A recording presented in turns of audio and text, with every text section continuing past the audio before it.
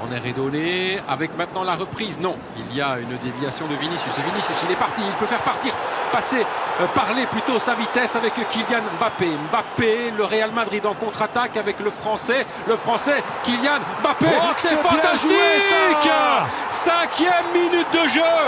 1-0 pour le Real Madrid. Et qui est là pour inscrire ce but? Kylian Mbappé sur une contre-attaque éclair. On vient d'un corner. Ouais, du Barça. C'est super bien joué. Je pense qu'il y a une petite faute au début de l'action de Vinicius, mais après l'accélération, le passement de jambes d'Mbappé, la finition, c'est magnifique, c'est magique. Des joueurs comme ça qui reviennent à leur niveau, parfait. Rien à dire de plus.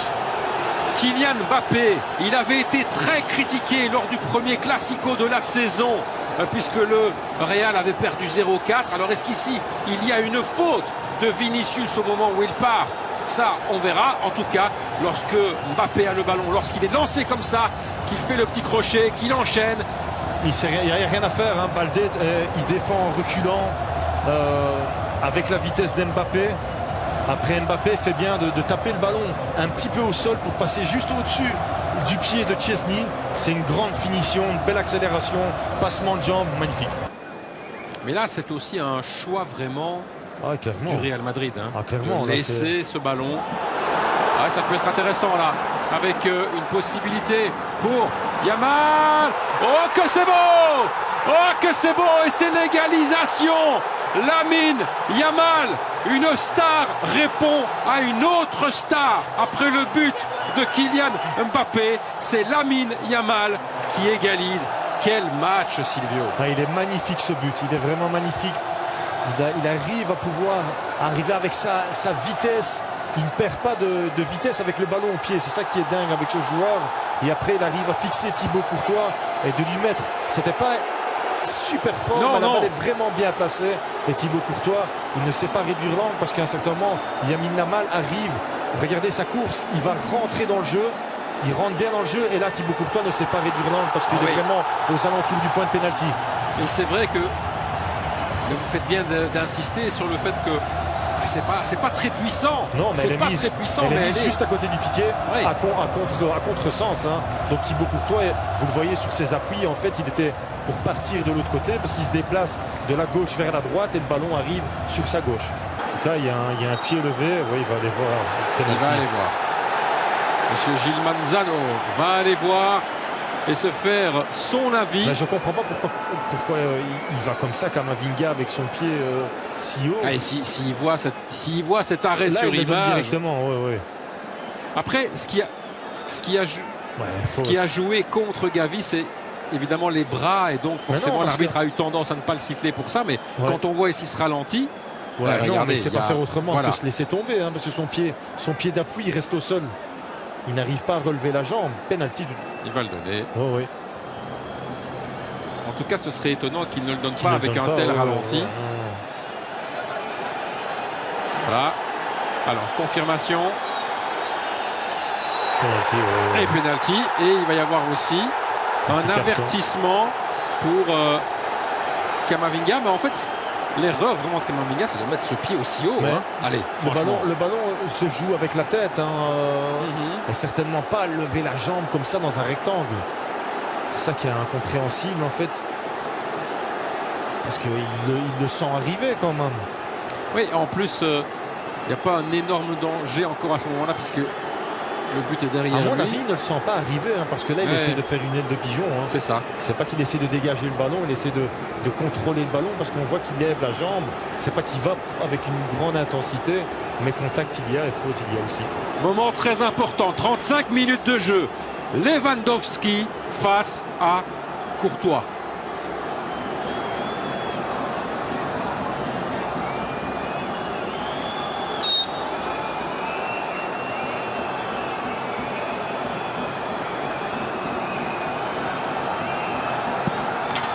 C'est imparable. C'est bien tiré. Pour le Barça, très bien tiré avec beaucoup de calme et de maîtrise de la part de Robert Lewandowski pour tromper Thibaut Courtois. Oui, il a attendu le dernier moment, il a regardé ce que Courtois allait faire. Courtois n'a pas anticipé. Et donc quand tu n'anticipes pas et que le ballon est bien shoté, tu ne peux Tu es en retard. Tu es en retard et tu ne sais pas la sortir, elle est bien mise. Ouais, après, vous avez évidemment des batteurs de pénalty qui sont spécialisés dans l'art d'attendre le dernier moment avant d'armer, avant de frapper. Attendre que le gardien bouge. Après, il faut oser, hein, parce que tu as un gardien de quasiment 2 mètres. Voilà, elle est super bien shotée, dans le coin. Ouais, il n'anticipe pas, c'est vrai, on le voit vraiment. Pas, ouais. Le match répond à toutes nos attentes. Hein. Au niveau du suspense, au niveau du spectacle. L'intensité aussi, la qualité technique des joueurs. Oh, c'est bien fait! Oh, que c'est beau! Oh, que c'est beau! Cette passe de Koundé magistrale pour Rafinha. La tête, encore une fois, c'est hors de portée de Thibaut Courtois. C'est 3-1 pour le Barça à la 39e. Mais quel caviar de Koundé et quelle tête de Rafinha. C'est pas un caviar, c'est une galette. Ça, le ballon, il n'a plus qu'à la pousser. Après, Rafinha, il a un timing extraordinaire. Et il arrive à mettre de la puissance dans ce ballon. Ouh, le masque d'Ancelotti. Ah ouais, là c'est la grimace pour Ancelotti. Et on peut le comprendre. Hein. Regardez ça.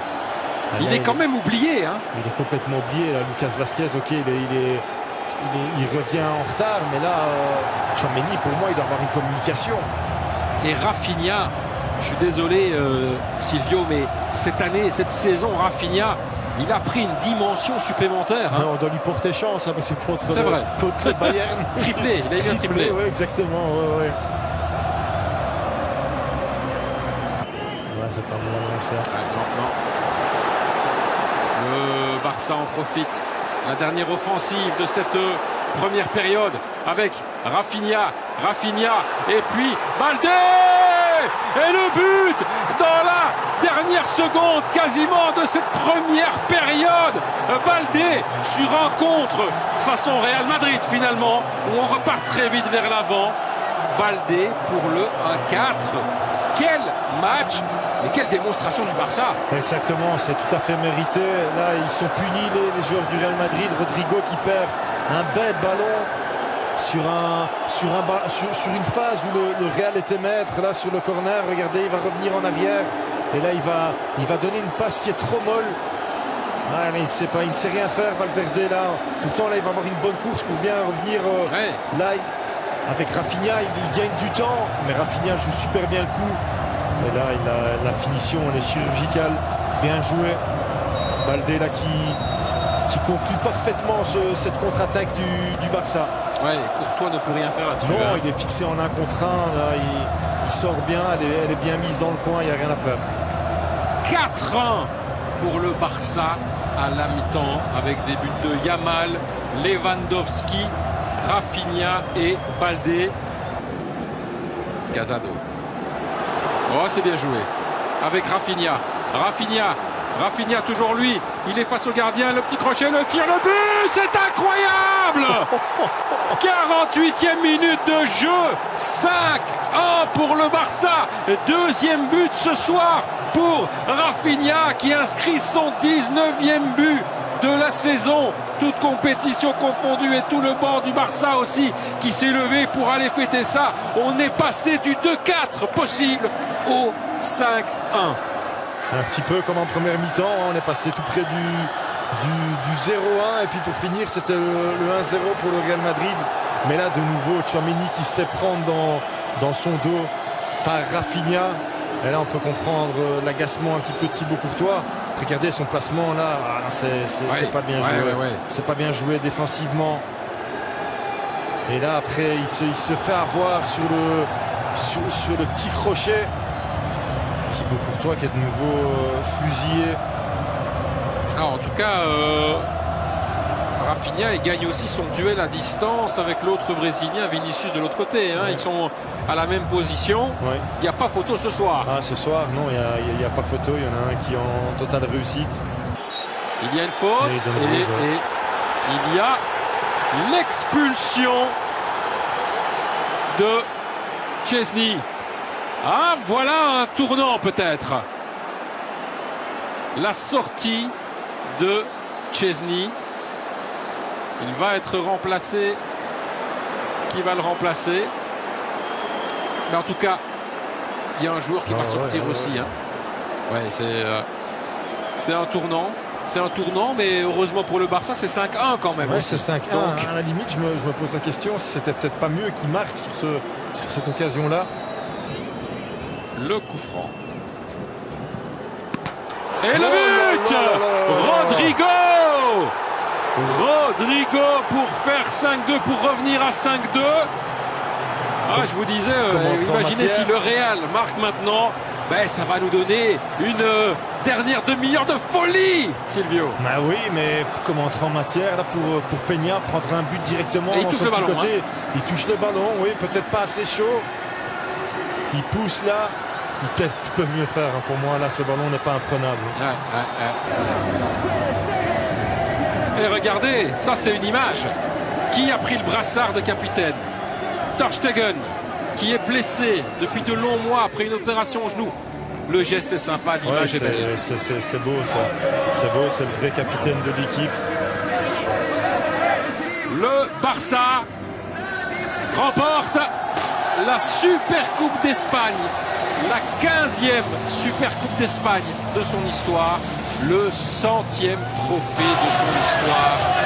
Rendez-vous compte. On va évidemment se quitter sur ces images de joie. Merci Silvio d'avoir été avec nous pour vivre ensemble cette grande soirée de football. Merci à vous Emiliano. On se retrouve évidemment les prochains jours, les prochaines semaines pour vivre le sport sur RTL Sport avec toutes les équipes, tous les collègues. On est ravis de partager ces moments avec vous. Merci de nous avoir suivis. Passez une excellente soirée et à très bientôt.